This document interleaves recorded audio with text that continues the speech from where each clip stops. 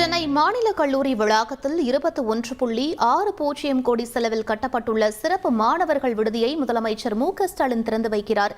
அதன் நேரடி காட்சிகளை நாம் பார்த்துக் கொண்டிருக்கிறோம்.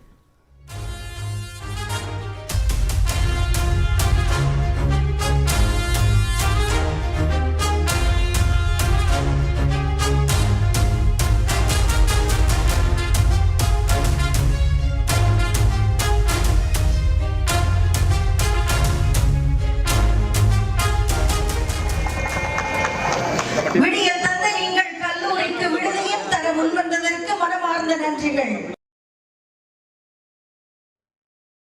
இது பற்றிய கூடுதல் விவரங்களை எமது செய்தியாளர் சங்கரன் வழங்க கேட்கலாம். வணக்கம் சங்கரன், இந்த மாணவர் விடுதியின் சிறப்புகள் என்ன? இந்த நிகழ்வில் யாரெல்லாம் பங்கேற்று இருக்கிறார்கள்? முழு விவரங்களை பதிவு பண்ணுங்க.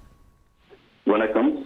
தமிழகத்தில் அரசு கல்லூரிகளில் மிகவும் புகழ்பெற்ற கல்லூரியாக சென்னை 365 நாட்களும் உங்களுக்கு வருமானம் வேணுமா? இங்க ஒருத்தர் கோழி பண்ண வச்சு மாசம் 2 லட்சம் ரூபாய் சம்பாதிக்கிறாரு. எப்படின்னு தெரிஞ்சுக்க ஃப்ரீடம் ஆப்பை டவுன்லோட் பண்ணுங்க. கல்லூரி கடற்கரை சாலையில் இருக்கக்கூடிய அந்த மாநில கல்லூரி விளங்குகிறது.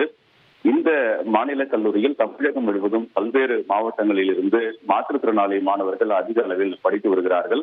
இவர்கள் தங்குவதற்கு ஏற்ப ஒரு உரிய வசதிகள் விடுதிகள் இல்லாத ஒரு சூழல் இருந்த நிலையில் கல்லூரி வளாகத்தில் மாற்றுத்திறனாளி மாணவர்கள் மற்றும் மாணவிகளுக்கு என்று தனித்தனியாக 2 விடுதிகள் கட்டப்பட்டன.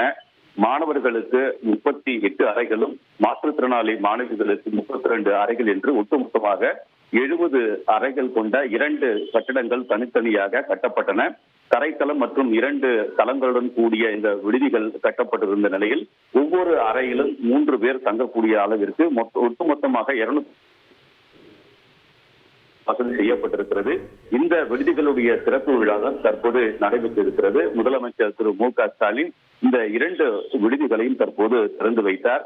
இந்த நிகழ்ச்சியில் துணை முதலமைச்சர் திரு உதயநிதி ஸ்டாலின், அதே போன்று அமைச்சர்கள் சேகர் பாபு, சுப்பிரமணியன் மற்றும் உயர்கல்வி அமைச்சர் கோவி செழியன் உள்ளிட்ட பலர் இந்த விழாவில் பங்கேற்றிருக்கிறார்கள்.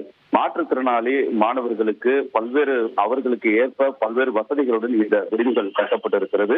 இது இந்த கல்லூரியில் படிக்கக்கூடிய மாற்றுத்திறனாளி மாணவர்களுக்கு, குறிப்பாக வெளி மாவட்டங்களை சேர்ந்த மாணவர்களுக்கு மிகுந்த ஒரு பயனளிக்கும் என்ற ஒரு தகவலை கல்லூரி நிர்வாகம் தெரிவித்திருக்கிறது. இந்த விடுதியை தான் தற்போது முதலமைச்சர் திறந்து வைத்திருக்கிறார். விவரங்களுக்கு நன்றி சங்கரன்.